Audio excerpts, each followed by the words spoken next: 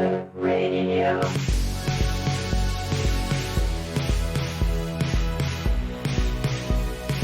Epic Loot Radio.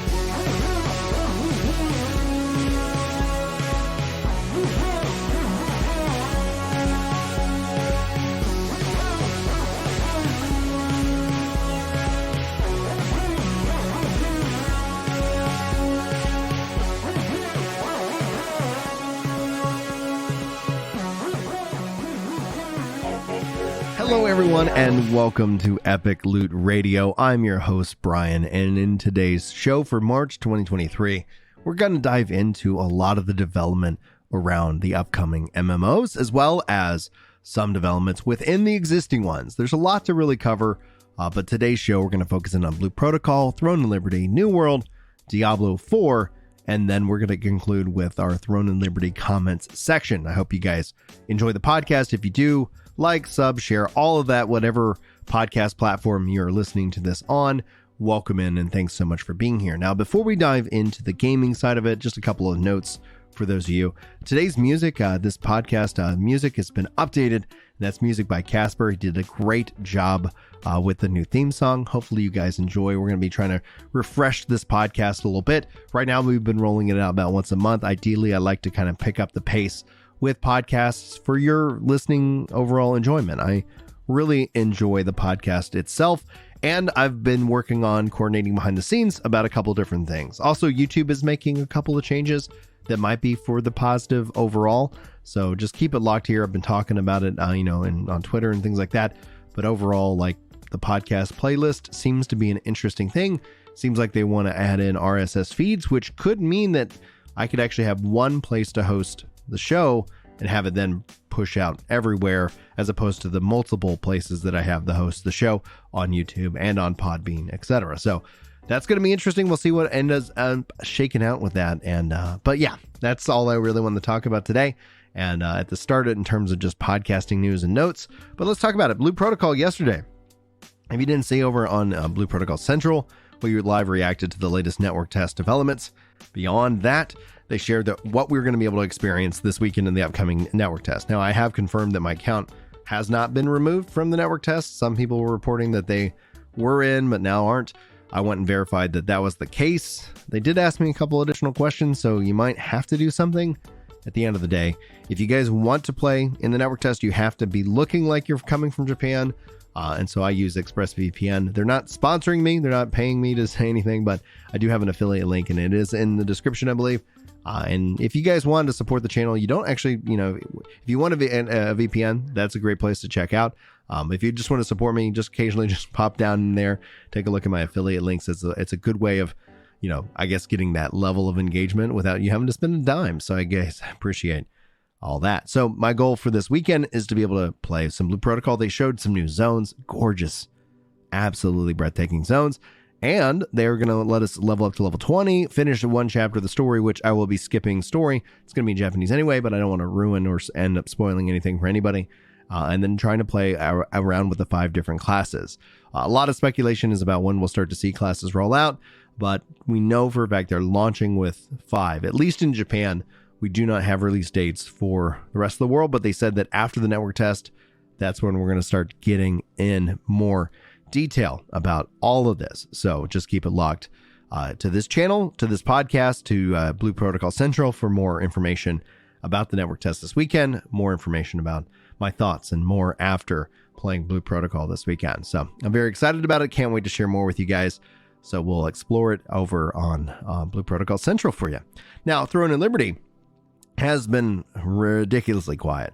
Rumors and speculation abound. You're always going to see like a couple of Reddit posts here and a couple of tweets here about some insider information, and it's kind of hard to verify, but looks like the Korean and Amazon, teams are coordinating their round of marketing. And we're going to shift into April, and I would venture to bet that's when we're going to start to see the marketing push lean into it.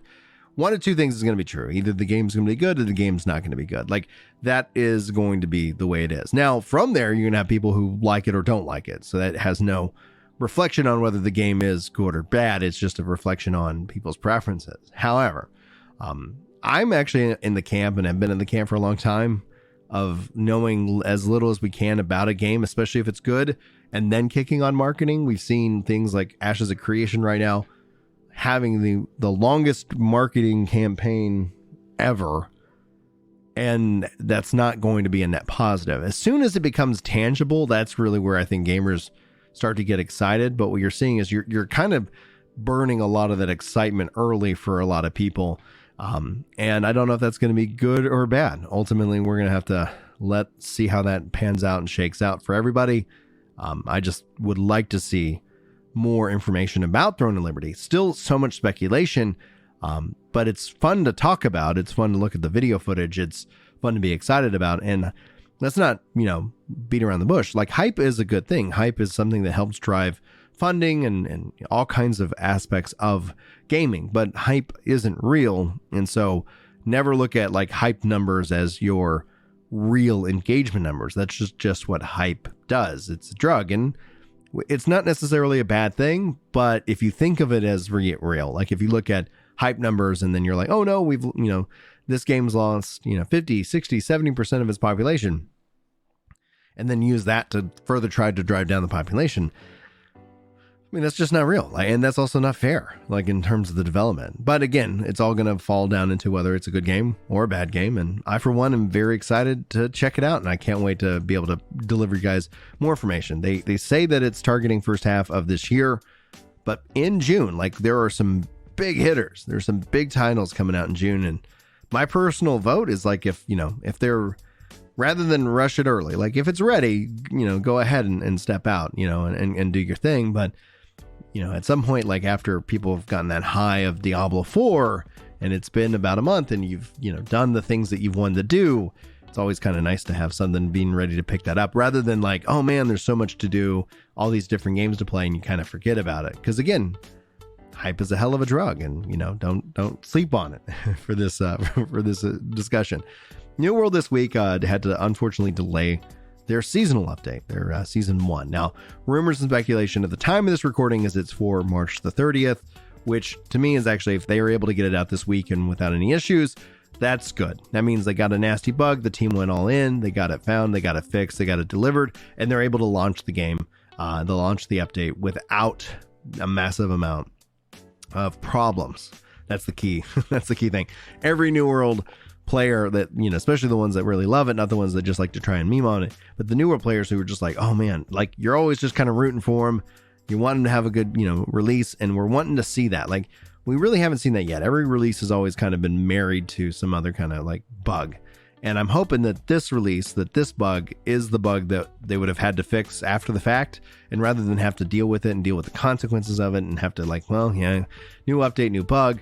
Hopefully this is the case. However, like I don't have a lot of confidence that that's all going to be the case. I'm sure we're going to see little bugs, but it's the critical bugs. It's the ones that have to shut down the economy. It's the ones that really have to turn off certain things in the game. That I think, is what we could do without. So if they if season 1 launches and none of that and just a handful of little bugs that they're going to hot fix, then I think that's going to be the way. That's going to be something that we can finally start to cheer, and that's going to help build momentum into season 2 and then into the expansion this fall. So for New World in and of itself, I'm really excited this week. I hope that they're able to get it. If it takes longer than that, that's all of a sudden when you start stacking up against Throne of Liberty news, Blue Protocol news, etc. Like you want to get your marketing, you want to sit here and be able to, in a way, the how I view AGS and what they're trying to do with these MMOs is really focusing it on trying to also dominate the news cycle. Imagine having every couple of weeks, a different AGS game property, getting an update, being in the news, and then constantly that cycle, being able to go from one thing to the next, to the next, to the next. And it doesn't matter. And then in AGS's case, it doesn't matter if you play Blue Protocol, Throne of Liberty, Lost Ark, New World, there are other things they're working on, Tomb Raider. They're going to have you as a part of one of their properties, for a good chunk of the year, and then ideally getting you back in that reoccurring revenue, which is the model that it seems like it's going for. And that's why it makes sense that there's going to be a battle pass, which is what the New World devs talked about before they even launched the game. So I'm excited to see this drop. I can't wait to see how it goes hands-on. I provided feedback because this week we also saw Wayfinder coming in with their battle pass. And with that battle pass, having it to where it doesn't expire, but you can only purchase it during the season. I think that it's probably going to be the right level of FOMO that they're going to lean into, because we can't get FOMO zero. Like the FOMO zero is not a real thing. Like that's just as delusional as anything else. But we can reduce FOMO, and I think essentially being able to purchase a season during a season and then perhaps bringing it back as a part of a bundle or pack or something like that down the road does drive people to go ahead and purchase the season when it's here, because you can keep it. And I think that's the key thing. You buy the season, you should be able to keep the season. And then essentially going forward, they can always either bring those back in special promotions or special packs or special editions of the game, things like that. And then you give the player, the power. You get the player to set their schedule. And I think that's what we need. That's what we need more in gaming. And that's where I'm both excited for Blue Protocol, in terms of that, because we know they're going to have a battle pass. Like everything's going to have a battle pass. Like that is what is happening. And there's going to be battle pass fatigue for freaking sure. And so in and of itself, you don't want to sit here and start to jeopardize your own, infrastructure here. So this feedback is going to be really interesting and critical to see how it pans out, what the overall is, especially with Wayfinder's case. I know for myself, like, even if I'm not actively grinding within Wayfinder when I think early access kicks off in May, I'm going to be making sure I'm picking up those passes 100%, just so that whenever I sit down to go and say, yep, time to go play some Wayfinder, I have a lot of stuff that I can work through and level through. And that's going to feel really good, as opposed to feeling pressured to work to level it amongst the other things that I might want to play. Or, time's a thing. Me and my wife are having our kid here at the end of April. And so that's going to be the case. And so I know I'm going to be busy. So I'm going to be trying to knock out the season 1 for New World as quickly as possible. So that way it's not hanging over my head. And that's unfortunate that I have to have that kind of strategy. And so that's the feedback that I'm providing to all these games with their battle passes, hands down, 100% for sure. Now, the last thing I want to talk to you guys today about before we jump into the Throne of Liberty, comment section, in this case, as Diablo 4. Got to play it a lot this weekend. I got to level 20, got my puppy, glamour unlock. That was really kind of the driving factor. I did want to hit that, but I didn't like obviously feeling that level of pressure. I was able to get it to run on Steam Deck for a little while. I ran into a couple of issues, so I didn't end up putting out a guide. I will look to see if I can't get that updated as the tools and the technology improves, because Diablo 4 is freaking great on Steam Deck. That's actually going to make it so much easier. Any game that can run on GeForce Now, Steam Deck in this case, is going to be a huge benefit to me as a gamer, just having that level of flexibility. I think when you hit a certain point in like your career and your day job and all these different things, having a level of flexibility is important. It's important, and that's what those technologies give me. And so I love it on a handheld. I love that it's cross-play, cross-save. I love that I was able to continue on Xbox. So it's nice to be able to kind of kick back and mindlessly grind when necessary. I wish I was able to go hands-on with more of the classes. Having played, Druid back at the BlizzCon, I really was really looking forward to doing that. But I had to hit 20, and that was kind of the goal. And so once I did that, then it was late, and I was like, all right. But it's fun. Barbarian feels really kind of slow and weak. It's because I was able to play a sorceress, and I was like, oh, now. It's going to all depend and see how it feels. Obviously, at level 20, at level 50, at level cap, when you start getting the Paragon levels, you start getting all these different unlocks and additional power. So it's going to be interesting to see how that plays out in the long run. See how it feels at the quote unquote end game, and that's going to be great. And all it does, like one of the things I really enjoyed outside of a few rubber banding issues, is it's Diablo 4. Like, it feels really good. I can't wait to see how it feels on live. But just like with the battle pass, that season pass, etc., that's going to be something that adds a little extra stress to me. So I don't see myself purchasing those unless they decide to go with that. You buy it, you own it, you equip it, and maybe even if you only buy it during the season, then I think that's going to be the way. And then I'd be fine to collect any additional, bounties, battle passes, etc. So that's just going to be how it feels. And I'm sure that added pressure is, not going to necessarily feel the best in each and every way. But that is kind of the highlights of it. Now we're going to jump into the comments section and deep dive into that. So hopefully you guys enjoy that section. Thanks for joining me as well. I'm hoping to be rolling these out a little bit more frequently. If you guys have topics that you want to make sure that this covers, also I'm working on doing a couple of things with other content creators where, instead of doing like a full hour one-on-one show, like, hey, let's talk about this topic, and kind of just, putting down together a podcast that really kind of has a lot of different things for you to hopefully listen to and enjoy one way, shape, or form. On that note, guys, thank you so much. Let's dive into the comments section, and hopefully, if you guys haven't subscribed, leave a rating on podcasts, do all that good stuff, and then engage with it in some way, as it's a great way of helping this content, because it's a little bit different from what I've been doing, and hopefully you guys enjoy. I'm looking forward to your feedback. I'm listening to that as well. But yeah, comment section coming right up. Hello, everyone, and welcome back to the comment section, where I do a deep dive in the thoughts that you guys are sharing in the comments of my videos. But beyond that, Throne and Liberty, we're all kind of in this waiting room for news on the game. So if you're coming here for hopeful breaking information, you're going to have to wait a little bit longer, just like the rest of us. These are discussion-oriented videos based off of various different topics and themes. And the focus, usually in this case, focusing in on Throne of Liberty. I have another one that should be coming out here in a couple days about how you guys plan to fix Final Fantasy XIV. That's a real banger. I hope you guys look forward to that video. But honestly, I think the best way to enjoy these videos is grab a hot cup of coffee or tea or whatever your preferential beverage might be. Kick back, relax, and we're just kind of walk about the house. These people tend to seem to enjoy these very much, kind of as a mini kind of podcast. So anyway, thanks guys for being here. Let's get started with your comments. Shalem, and hopefully I'm not butchering the names, Mac Manus says, have any games dripped info so slowly to be close to the first half of the year release date been successful? Well, honestly, I think this is a great question. Here's where this goes. It goes in one of two ways, right?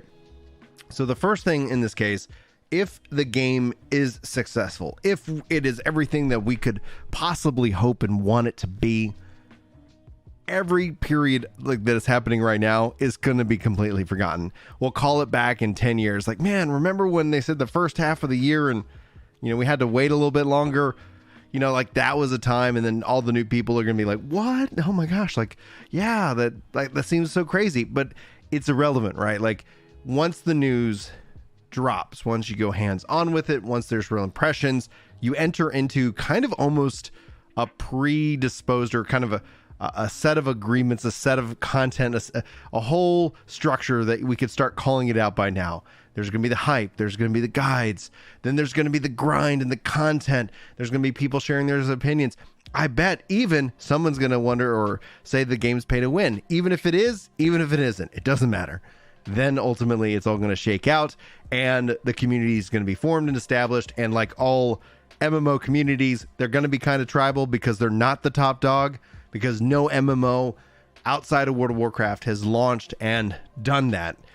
People are going to wonder if this is going to be the game to do it. They're going to wonder about the next game that comes out that's announced to do it. Again, guys, like I said, we've been here before. The rodeo is not new.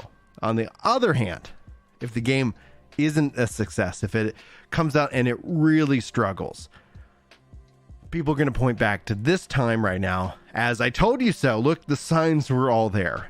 So there's no wrong kind of approach here, because you're not screwed either way. That's why you'll see a lot of people come out about any game, it doesn't have to be Throne of Liberty, and just trash it, because if the game is is good, people generally forget about that. Oh, that was that guy who trashed it. Typical YouTuber, right? But if he's right, he gets to go and claim, or she, or equal opportunity here, they get to go and claim that, oh look, I told you guys, I saw the signs. I don't know. I find a lot of this personally kind of funny. Maybe because I'm just kind of in the thick of it from time to time.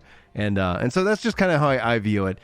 This unfortunately is kind of the hardest part about it sometimes, when you want to have more information and it just kind of keeps dripping out slowly. I can't wait to share more information with you. Like I was telling everybody that Amazon had the publishing deal well before it was announced.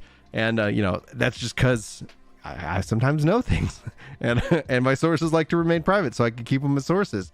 But in this case, I don't like have intimate details. I haven't played the game yet, and I'm looking forward to you guys, just like, you know, as a fan, as somebody who wants to learn about this game, because the things they put on paper, the things they shown off in video, honestly, are interesting. I cannot wait to see how this works in a live game. And that's where the rubber hits the road. That's where, with like Ashes of Creation keeps coming up into controversy and frustration, because the more real it becomes, the more it rubs against, it hits the wall against people's expectations that they built up in their minds. That's why the Riot MMO is currently top tier MMO quality, because we know literally nothing about it. Throne of Liberty, a lot of interest. We want to know what this game's all about. People are breaking down the videos. It's an exciting time. At some point, this is going to become corporeal. I think that's the right word, or if it's not, it's the opposite of corporeal. One way, you guys can let me know in the comments what I mean by that. And then you're going to have to be, you know, faced with a choice. Do you want to spend your time here? Do you not? So many questions, and we're going to get to them. So let's keep going down the list of your comments. Manny Alley says, I don't think it's going to be an action combat. All skills shown so far seem static, and normal attacks like swinging a sword around is the only thing I've seen that you can do while moving. This is all based off of the footage that's been given to us. And also, didn't NCSoft confirm it is tab targeting? What's interesting about this, I'm going to take a little sip of my tea. Keep the vocal cords warmed up for y'all. No, what's interesting about this is I've seen this go both ways. Like, in terms of what they've said, and especially the presses, they say action RPG. However, I'm with you. I've looked at the footage. Honestly, I kind of fall into the grounds that this is kind of a hybrid, that especially when it comes down to it, when it comes to accessibility, I wonder if they'll just say like, yeah, it's an action game, or you can play it like a tab target. We don't care. You know, it's like, that's going to be something that's going to be interesting to see. That's tying right back into the first question. We really don't have too much hands-on, you know, takes on that. And I think that's going to be one of the most interesting things. Beyond monetization, which is a general fear based off of the, you know, I guess, location where this is being developed out of South Korea. Outside of that, like, I think combat are kind of two of the titular. I don't know why I got into YouTube, guys. Let's let this dyslexic ginger talk for a while and see what he messes up. I don't know. I almost said it was a bad word. But anyway, so in that case, like, from the written stuff, it says one thing. From the camera and the gameplay stuff, that's also all caught up. So as soon as I cannot wait till we can have this settled. I'm gonna honestly, and it feels kind of like I'm trying to straddle some kind of fence, but honestly, I've been thinking this whole time that hybrid seems to kind of make the most sense, being that it's going to be running and streaming to your phone, not running on your phone, but streaming to it, being that you can, you know, play it with a controller. Like, I think it's going to blend that line, interestingly enough, and it'd be interesting to see if it blends that line based off of player choice, thus giving you, the player, the best experience for yourself. But again, we will maybe know soon enough. Like, the so if you guys haven't seen, actually, I didn't cover this as a news video, but play, you know, Throne of Liberty, like, that's a real website registered by Amazon. I'm sure that's going to be launching here in the near future. As soon as it does, I'll be spending some time with it and with you guys. So let's continue on. Triumph says, this was so relaxing and refreshing to watch. I'm glad I found your channel. Thank you, algorithm. Sarah following it up with extra compliments, saying, I hit that like button. Dislike button is definitely broken. So thank you guys for supporting the content of the algorithm. By doing so, it's a way that YouTube figures out maybe other people want to hang out here and listen and to a gamer talk. So if you're new guys around here, my name's Brian. Welcome to the channel. Hopefully you're enjoying yourself. But let's continue on. Charles M writes, pay to win equals power advantage.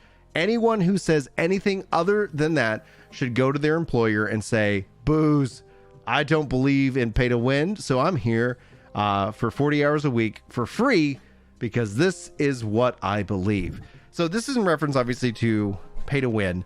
My personal stance on it is anything that you can swipe your credit card and beat me. Like, you get a sword of ungodly godliness and it's a one-hit kill against me. And the only way for me to defend against that is to swipe my card. I think that is the general consensus. But we're on the internet, and the internet is a peculiar place, right?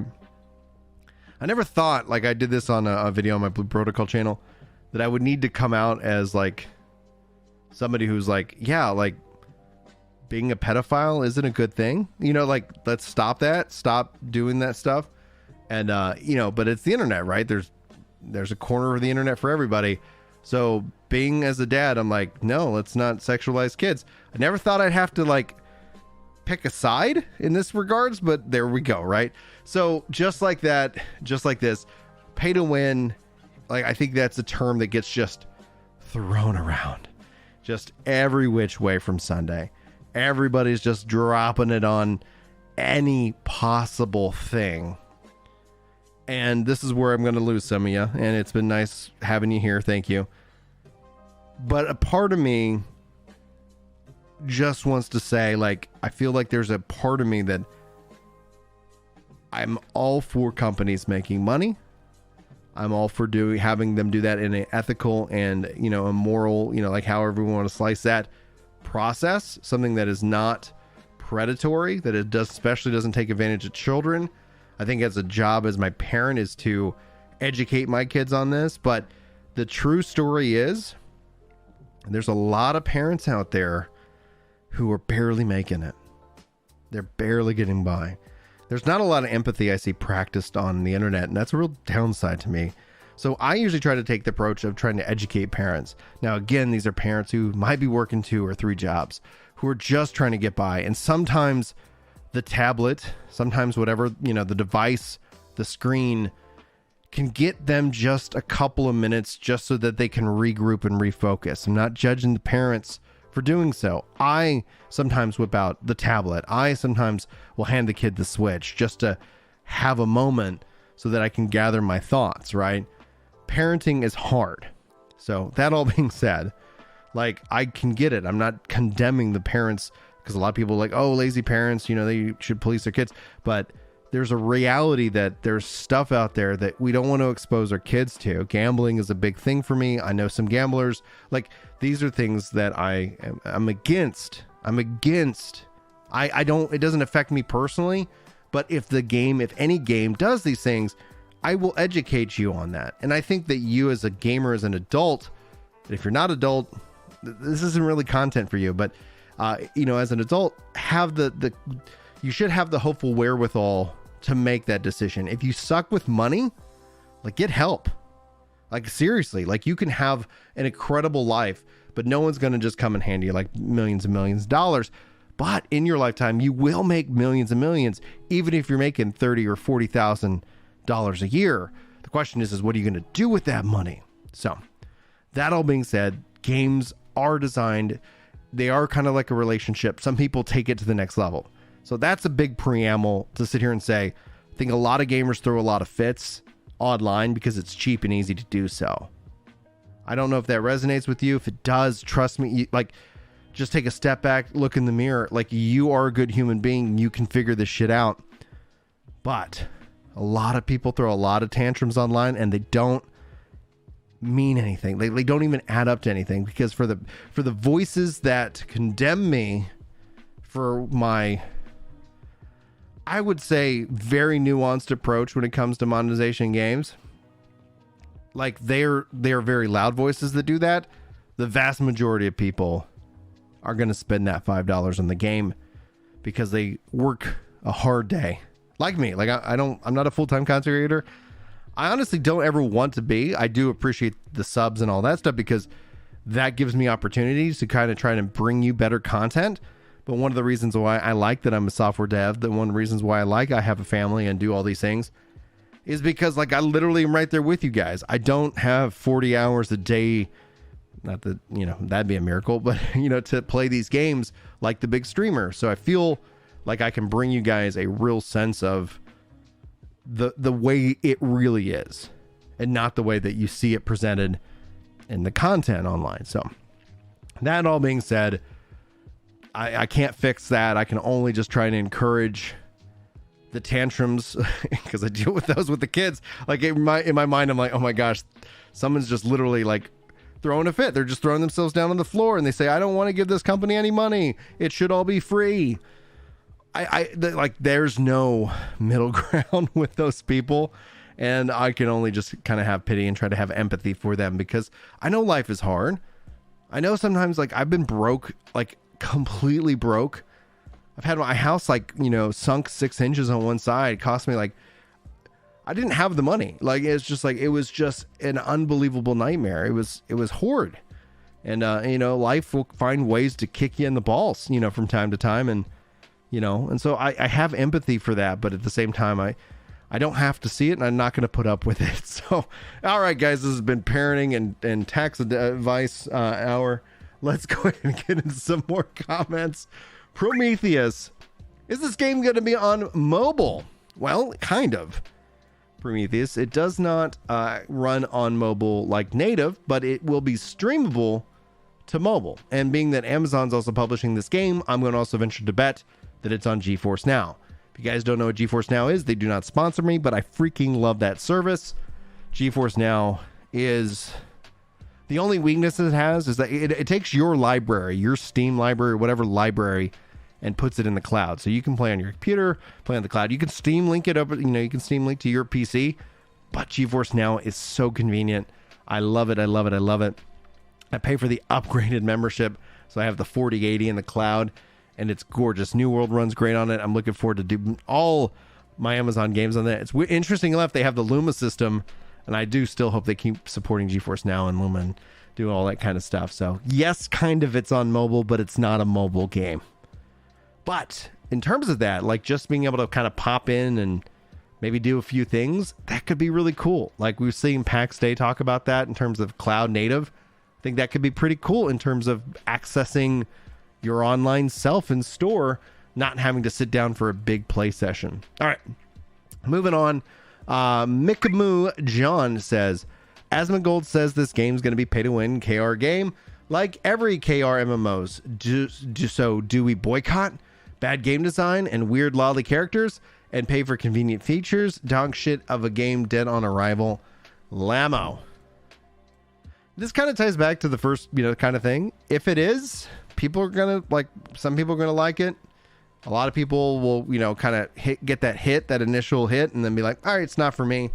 And it's an easy call to make. There's a track record, right?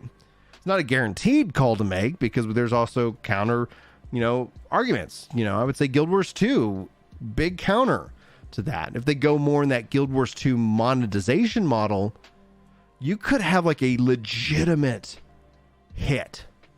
You get that battle pass rocking and rolling, so you kind of have that, every quarter or whatever, ideally quarter, kind of flow. And yes, I get it. I hear you. You might be tired of battle passes, but ultimately that ends up just kind of acting as this optional sub so that when you're in the game, you can dive into it. And when you're taking a break from the game, maybe you're not missing much. I think it's not a perfect system. I do want to say that I think battle passes should be equipable so that you could purchase past battle passes and grind on them if you're like really in it.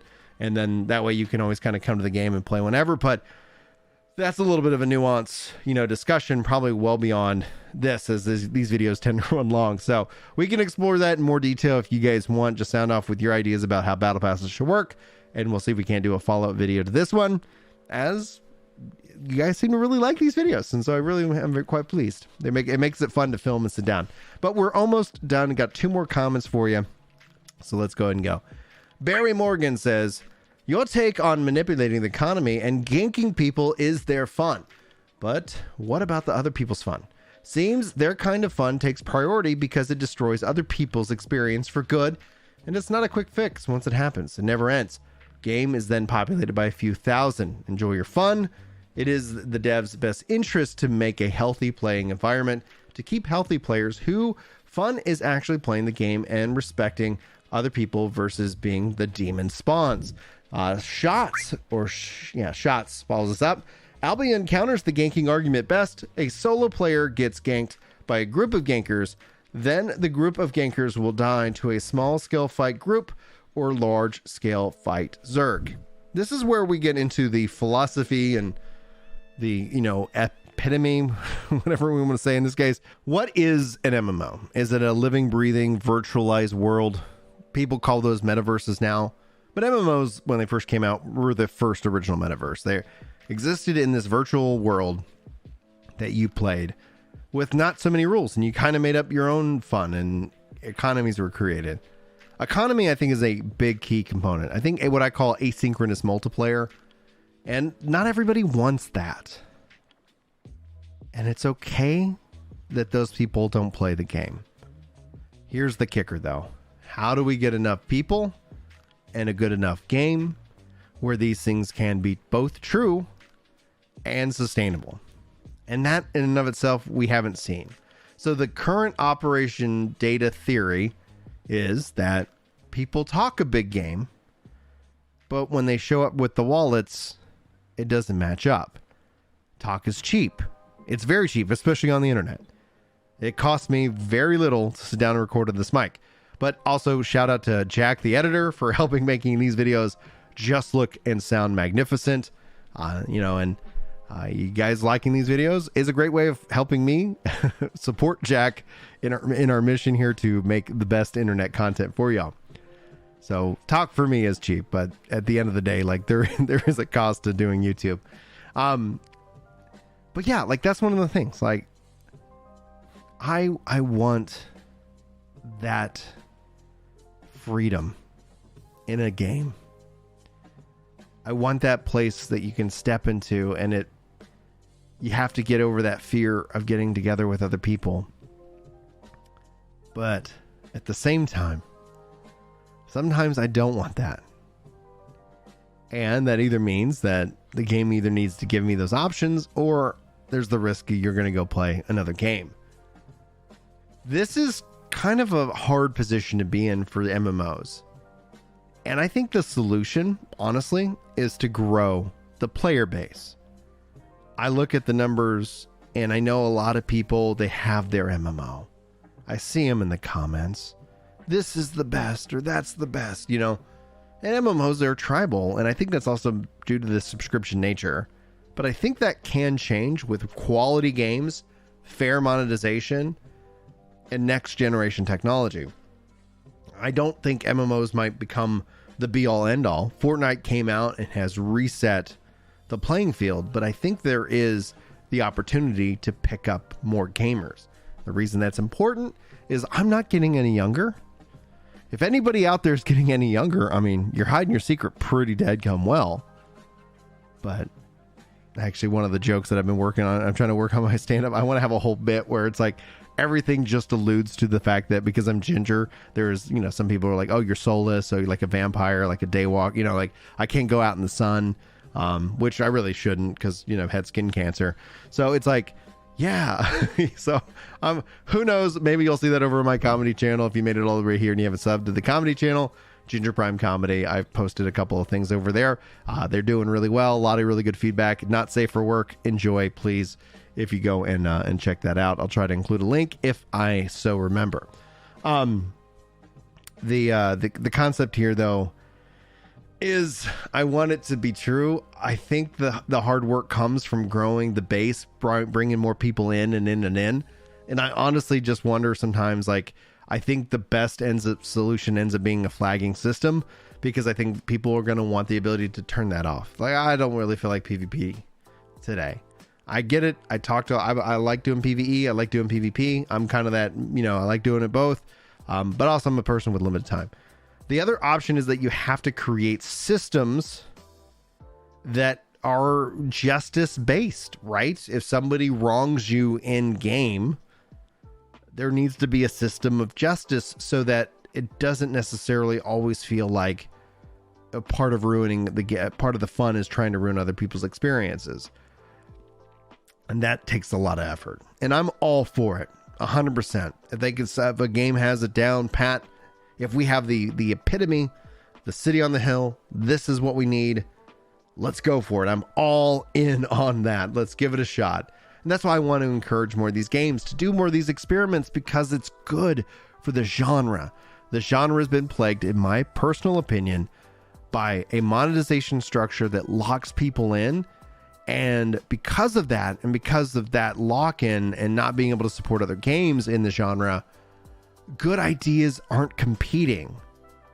You kind of end up, it's kind of more defensive. Like, I'm defending my game, don't change it because I might not like that change, as opposed to like, oh my gosh, this game is doing this really cool thing and the whole genre gets better.